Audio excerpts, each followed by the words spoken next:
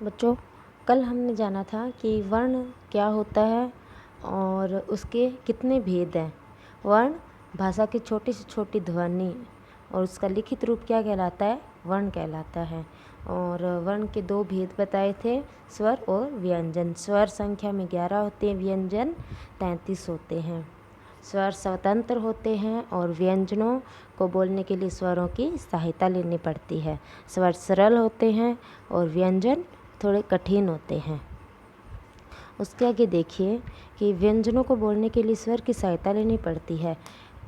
आगे जानने योग्य बात में देखिए, ए की कोई मात्रा नहीं होती। प्रत्येक व्यंजन को बोलते समय ए की सहायता ली जाती है। स्वर के बिना यदि व्यंजन को लिखना है तो हलंत लगाया जाता है। देखिए, क और च तय के नीचे आपको एक तिरछी रेखा दिखाई दे रही है। इस रेखा को बोलते हैं हलंत।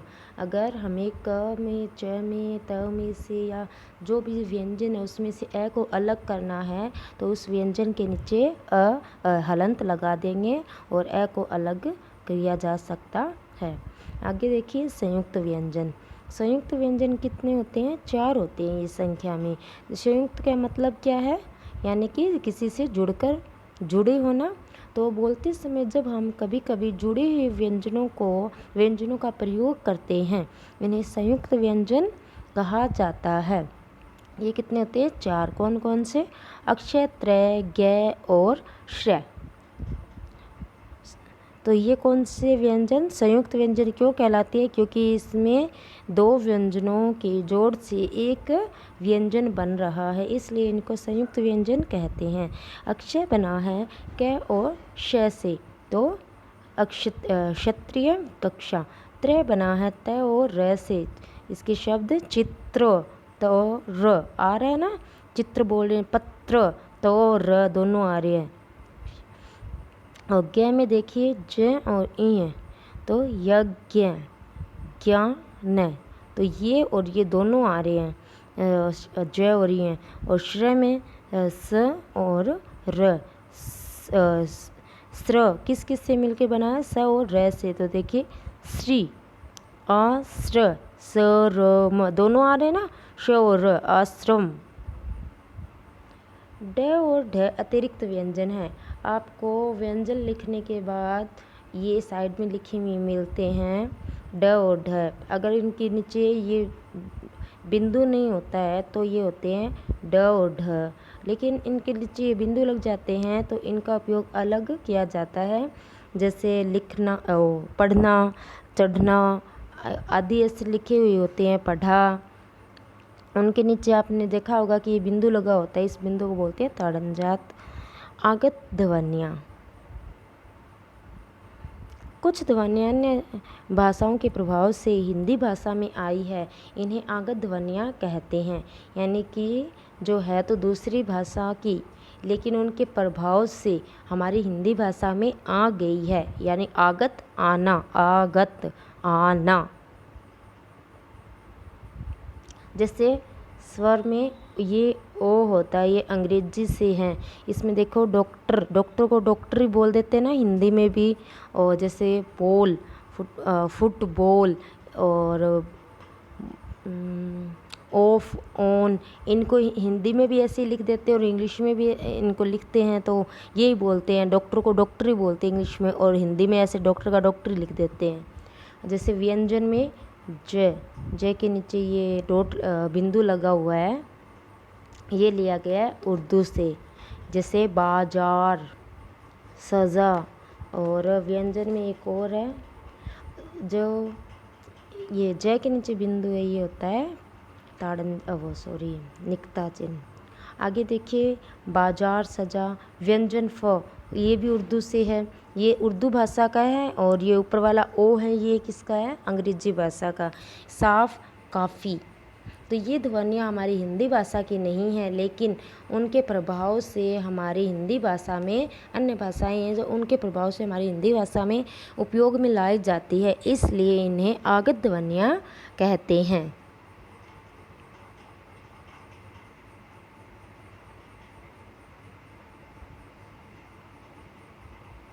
आगे देखिए, आपने स्वर व्यंजन लिखे होंगे, उसके सबसे लास्ट में आपने दो ये लिखे थे, अ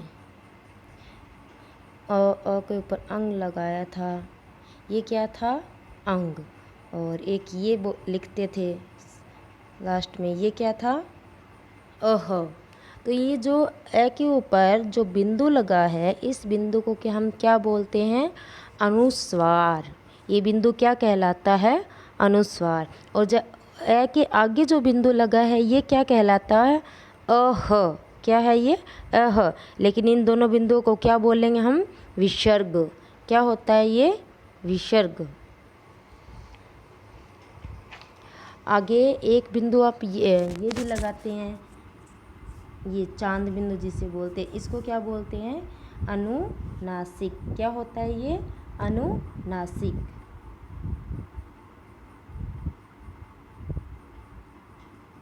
बुक से पढ़ते हैं, देखिए। अनुस्वार को बिंदु भी कहा जाता है।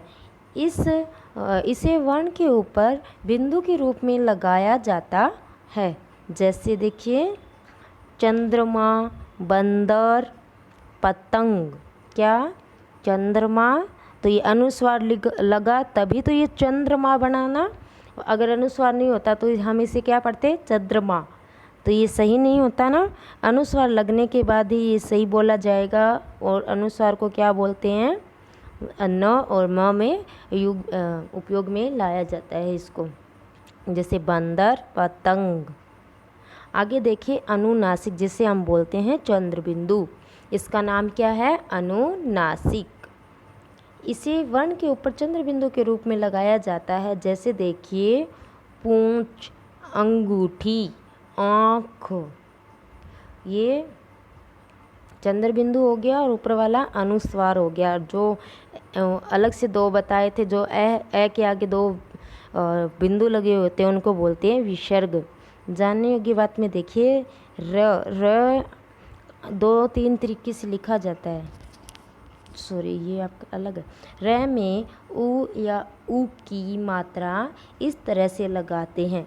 र में उ की मात्रा, ये देखिए, ये र है, इसके सीधे ऐसे लाइन करके लगा देते हैं।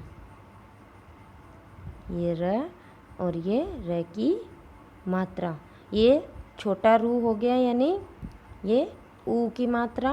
और नीचे वाले में देखिए, ये र और ऊ की मात्रा इसमें कैसे लगेगी? ऐसे करके, ऐसे। ये क्या है? रू। तो छोटे ऊ की मात्रा में देखिए, रुकना, गुरु, रुलाना आदि। और ऊ की मात्रा में देखिए, रूखा, रूठना, रूप आदि।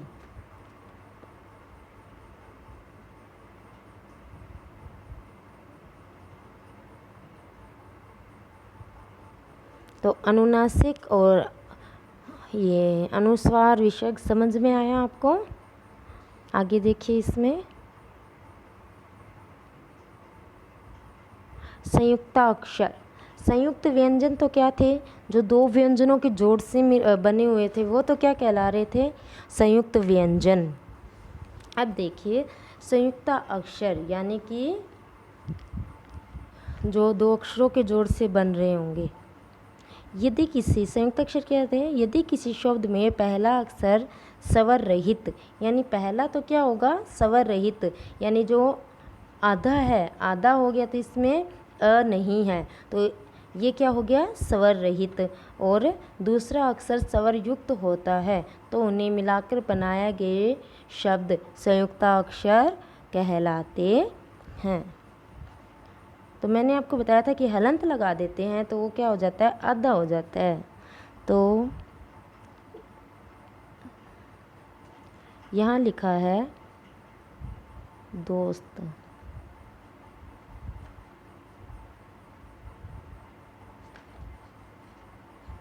अब देखिए, संयुक्त अक्षर का क्या मतलब है? इसमें क्या बताया कि पहला अक्षर, यानी ये जो है, ये क्या है? स्वर रहित है ना। इसमें अगर ये पूरा ऐसे लिखते तो ये क्या होता? स्वर सहित होता, स्वर होता इसमें। लेकिन इसकी पाई हटा के इसको ऐसे लिखा है, तो ये क्या होता है? स्वर रहित। इसमें ए निकल जाता है। अगर इसको ऐसे भी लिखा हुआ होता तो भी ये स्वर रहित ही होता। तो जो जिसमें पहला अक्षर स्वर रहित, दूसरा स्वर सहित होता है, वे क्या होते हैं? संयुक्ताक्षर कहलाते हैं। आगे देखिए इसमें, जैसे सत से बने हैं दोस्त, पुस्तक, अस्त, ध्याय से अध्यापक, ध्यान, अध्याय, क से पक्का, धक्का, मक्का, ल से बिल्ली, झिल्ली, दिल्ली, च से बच्चा, कच्चा, सच्चा, स से स्वागत, स्वयं, स्वर। अब देखिए र के विभिन्न प्रयोग। र के विभिन्न प्रयोग, र को हम सामान्य में लिखेंगे, साधारण र में लिखें तो रक्षा, राम, सिर, भारत, ऐसे लिख देते हैं। लेकिन हम र को जब पदेन रूप में लिखते हैं तो पदेन रूप ये दो हैं, देखिए ये दोनों रूप क्या है? पदेन रूप है। अगर हम पदेन रूप में लिखेंगे तो ऐसे ये तिरछी रेखा और ऐसे उल्टा वी बना के, इनको बोलते हैं र का पदेन रूप। जैसे क्रमश, सम्राट, ट्रक, ट्रेन, ड्रम। ये है र का रेफ रूप, इसको बोलते हैं रेफ। जैसे सूर्य, धर्म, वर्ण। ये र के दोनों रूप क्या है? ये स्वर सहित र है या स्वर सहित है? देखिए ऊपर वाले में जो सामान्य र लिखा है, साधारण र लिखा है, इसमें तो स्वर है र के साथ, यानी ए, र। और जब र के नीचे हलंत लगा दिए तो र को अदा करने के लिए ये पदेन और रेफ, इनका प्रयोग किया जाता है। तो र के विभिन्न प्रयोग पदेन और रेफ होते हैं, जो इस तरह से आपके सामने उदाहरण दिए ऐसे किए जाते हैं। आगे देखिए, आपने पूरे चैप्टर में क्या सीखा है? भाषा की सबसे छोटी इकाई कौन है? वर्ण। वर्णों के निश्चित क्रम को क्या कहते हैं? वर्णमाला। वर्ण के कितने रूप? स्वर और व्यंजन, दो व्यंजनों को जोड़कर लिखने पर जो व्यंजन बनता है उसको हम क्या कहेंगे? संयुक्ताक्षर। दो व्यंजनों को जोड़कर जब कोई अक्षर बनाया जाता है तो वो संयुक्ताक्षर कहलाते हैं। तो ये आपका चैप्टर कंप्लीट। समझ में आया होगा आपको।